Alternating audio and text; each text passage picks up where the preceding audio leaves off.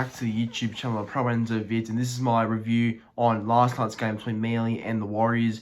Yeah, it's a day late, but I didn't get to make a review because I was at the game, obviously, at 4 Pines Park, and yeah, just seen the boys winning, and I was there, so had no real time to really post a review. I made my vlog though, so go and check that out if you haven't already. But yeah, this is the review. Won't be go for too long, as we all know what the result was at the end of the night. So yeah, Manly 44, Warriors 12. First and foremost, great performance. A performance I wanted to see from us after 3 straight losses.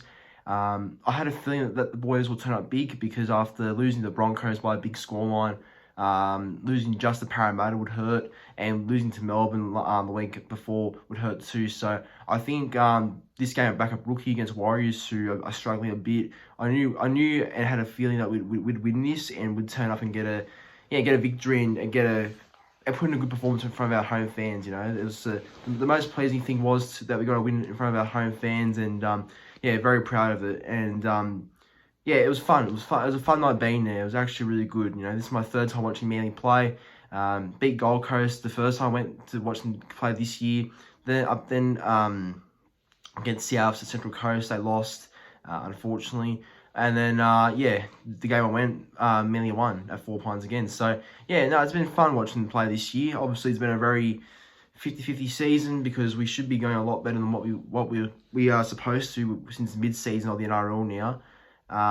But you know, I'm still pretty happy with the win, and hopefully after this win we can go on a bit of a run. We've got Tigers coming up, we've got Cowboys coming up, and I think that's the period where we can go on a bit of runs and hopefully get some wins. It won't be easy, but I think we can do it, and hopefully we can string some games and wins together, and that's where I reckon we can hopefully crack the 8. But yeah, on last night's game though, I think it's a great performance. Everyone played well.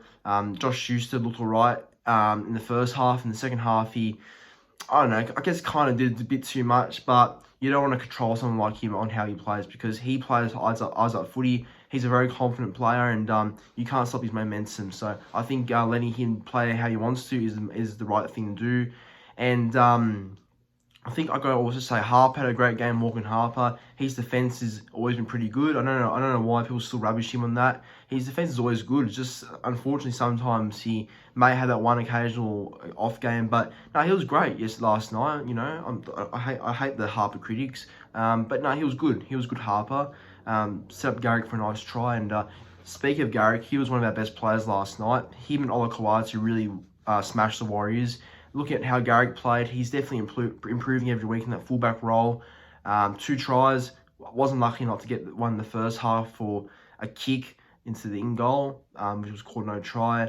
But he was very good, Garrick, and I think he's definitely becoming one of the most improved, or not improved, because he's always proven to be a good player, but just improving that fullback role. I think he's becoming a very good replacement for Tom at fullback when, you know, ever Tom's injured or out. So yeah, I think yeah, looking at how he's going, I think he's doing a great job and should definitely stay at fullback for the rest of the season. But as for the other guy, Ola Kawatu, mate, he's just an absolute freak. He really bashed that Warriors team last night. One big finish, Chanel Harris-Tavita, and one just barging run over Marcelo Montoya. The man's a wrecking ball. That's all you can really say. He's a wrecking ball. He's a freak. Hopefully at the end of the season he gets recognised by Tonga to play for them, which I reckon he will. If not for Tonga, then hopefully New South Wales Blues in the future, because he was supposed to, I think, at one point. But I was in front of him, unfortunately. But I think Ola Kawatu's got a big future in terms of rep footy, and a big future at Manly. So we got to lock him up for a lifetime deal, if I'm being honest. He's definitely been our best player all season, I'd say. Apart from maybe Turbo DC, who you'd pick first, I think Ola Kawatu has been our best player for 2022. But as for the Warriors, you know, Warriors were poor. They didn't play well. They were shocking.